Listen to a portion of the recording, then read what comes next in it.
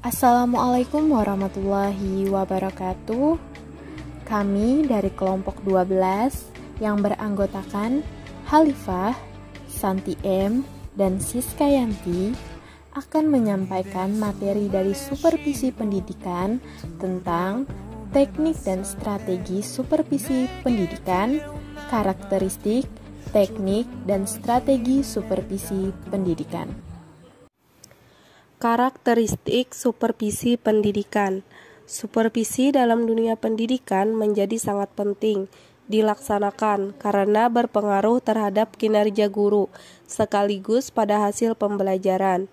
Supervisi ini sangat dibutuhkan dalam proses pendidikan dikarenakan ada suatu hal yang mendasari seperti perkembangan kurikulum.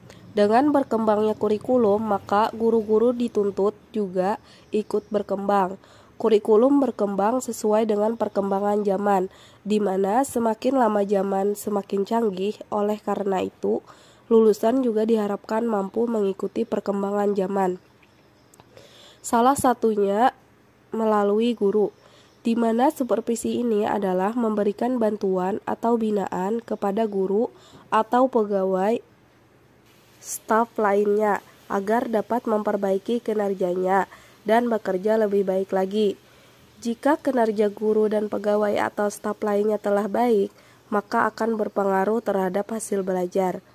Dalam pelaksanaannya, supervisi pendidikan di sekolah dilaksanakan oleh kepala sekolah yang disebut supervisor, di mana supervisor ini bertugas sebagai pengawas dan pengendali terhadap kinerja guru.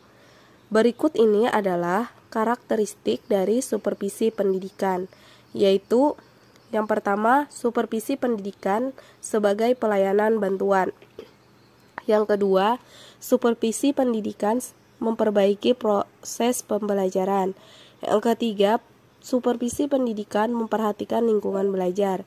Yang keempat, supervisi pendidikan mengembangkan guru. Yang pertama, supervisi pendidikan sebagai pelayanan bantuan. Pelayanan dalam konteks supervisi pendidikan terjadi dalam bentuk interaksi. Mutu interaksi akan dapat memberikan dampak pada apa yang akan dilakukan dalam supervisi pendidikan, dan efektifannya ditentukan oleh bagaimana supervisor atau pengawas dengan pihak yang membutuhkan pelayanan. Yang kedua, supervisi pendidikan memperbaiki proses pembelajaran. Pembelajaran atau proses belajar mengajar merupakan peran dan tugas utama dari organisasi sekolah. Semua kebijakan dan program kegiatan sekolah yang tidak memberikan kontribusi yang mengakibatkan makin baiknya proses pembelajaran akan mengurangi makna yang signifikan bagi upaya perbaikan dan peningkatan mutu pendidikan atau pembelajaran di sekolah. Yang ketiga, supervisi pendidikan memperhatikan lingkungan belajar. Lingkungan belajar merupakan aspek penting yang mempengaruhi keefektifan dan mutu pembelajaran.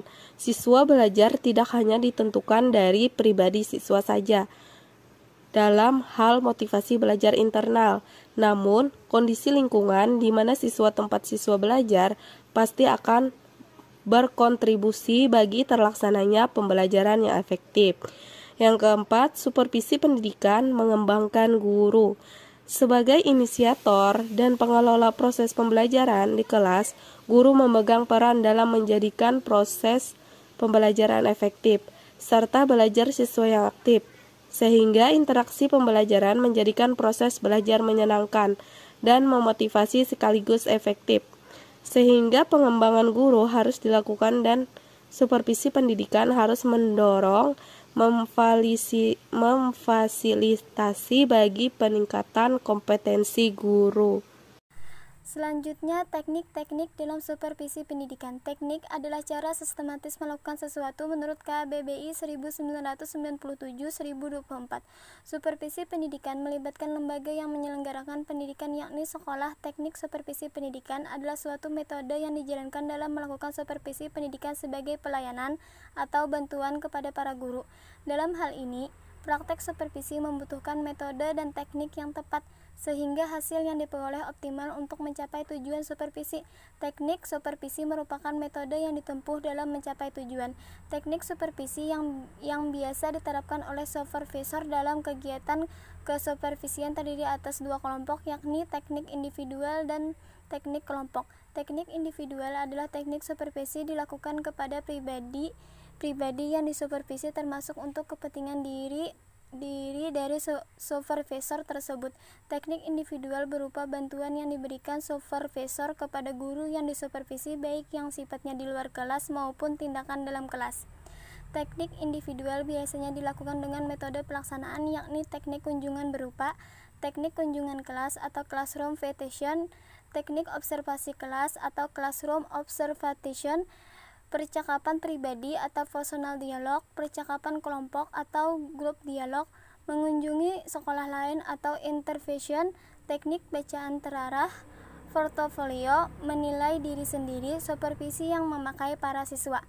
Teknik supervisi pendidikan dalam bentuk kelompok dilakukan dengan cara pertemuan orientasi bagi guru baru, rapat guru atau meeting, lesson study, diskusi, workshop, seminar, simposium, tukar-menukar pengalaman dan metode dalam pengajaran, demonstrasi mengajar. Selanjutnya, strategi supervisi pendidikan. Secara harfiah, kata strategi berasal dari bahasa Yunani yakni strategos, yang asal katanya adalah strategos, dan egg, yang mempunyai arti militer dan memimpin. Sementara secara istilah, kata strategi merujuk pada metode atau rute yang dipilih oleh organisasi guna mencapai tujuan dengan terlebih dahulu dilakukannya penelitian atas sumber daya dan lingkungan. Strategi juga terkait dengan tujuan yang bersifat jangka panjang serta metode dan kebijakan fungsional untuk mencapainya sehingga bersifat komprehensif bagi organisasi untuk mencapai misi dan tujuannya.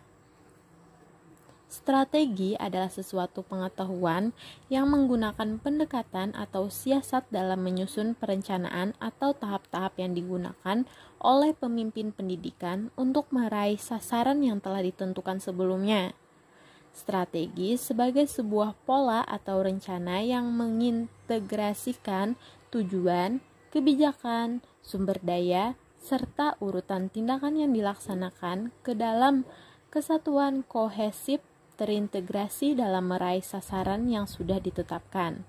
Strategi supervisi pendidikan dapat diartikan sebagai penetapan sasaran utama yang bersifat jangka panjang dari sebuah instansi atau lembaga sekolah dan penentuan serangkaian tindakan serta alokasi sumber daya organisasi sekolah yang diperlukan dalam pencapaian tujuan pendidikan. Beberapa strategi dasar dalam melakukan supervisi pendidikan antara lain: yang pertama, melihat serta mengamati bagaimana pelaksanaan kerja dari kepala sekolah dan guru. Yang kedua, melakukan perbaikan terhadap beberapa hal yang sekiranya tidak atau belum sesuai dengan apa yang telah dimaksudkan.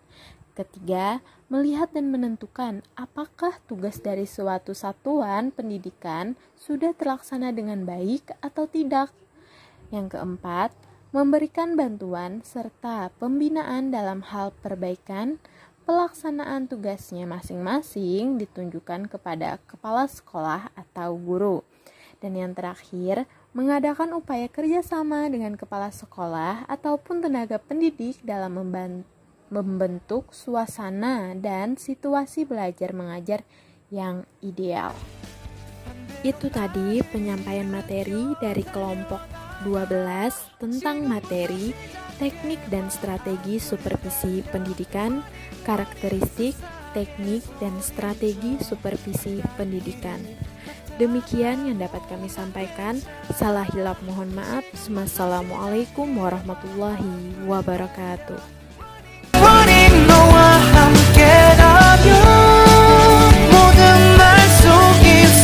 끝없이 달려봐 거친 세상 속